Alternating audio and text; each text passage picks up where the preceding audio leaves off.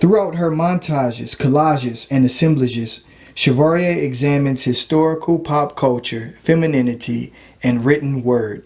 Her art is brought to life in poems told from the perspective of the time-traveling character Wink. Shevare documents the female struggle to defy social norms throughout history. I'm so excited to have you here, Shevare. Your work is amazing. You're so creative. Tell us about your creative process.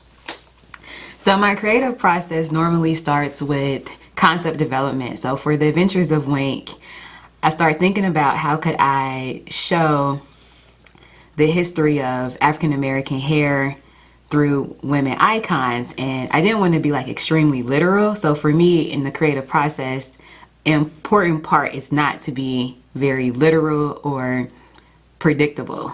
So I was thinking about unpredictable ways to showcase time travel and like the history of African American hair through iconic women.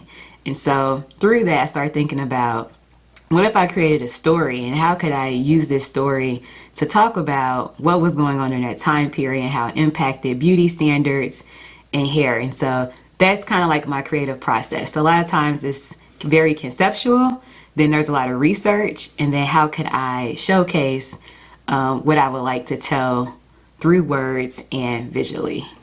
Now you mentioned Wink, and I've heard the poems.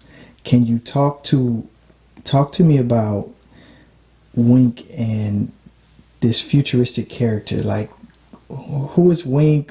Where does this come from? Like, share more. Okay, so Wink, I don't know, it was all really just developed through talking out how not to be so literal and like predictable with telling this story of like the history of African American hair. So I started thinking about if there was somebody from the future that could go back to the past to understand who she is from different points of view and from different people, what would that look like?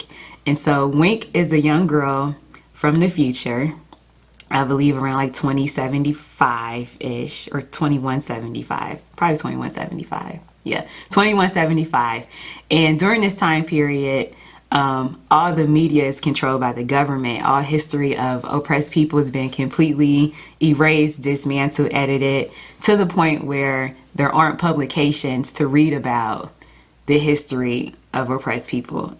And so she happens to come across a magazine from the 1920s that's tucked away and hidden. And so she starts to read this magazine and starts to hear about Harlem Renaissance. And so, of course, since we're in the future, she has this genetic mutation that allows for time travel. And so as she reads this magazine about the 1920s, she travels back to the Harlem Renaissance thinking it's like an actual place. And so she ends up in New York at the Cotton Club, and she meets Josephine Baker. And that's really how the story starts. Okay, now I know that what I love about your work, the colors, they jump off the works of art. The 3D collage, that really, it speaks to me in such a way. But can you talk to me about what's so unique about your art is that it's like three-dimensional. So like, what does that mean? Like, I see mixed collage art, but then there's can you talk to us about that? Yeah, so the Adventures of Lincoln, my art so far has been very multi-dimensional, multidisciplinary, yes. I guess would be like the best word to use. So visually, there are done with paper and like paper manipulation and playing with like background and foreground and textures. So visually, they're 3D. And then on top of that, there are poems and stories that go with each particular icon. And so it's really an experience rather than just I see the piece and that's it. It's more so like you could see the piece, you could see Diana Ross, Lena Horne, Josephine Baker, Erykah Badu, and kind of hear their story at that time period through the eyes of my young character Wink. And as she meets them, she learns more about herself and what was going on during that time period. I love it. Your work as you mentioned before, it truly is an experience. I'm curious, what do you want the viewer, the observer who's receiving your work, who's watching it or seeing the experience, what do you want them to walk away with? Oh, wow.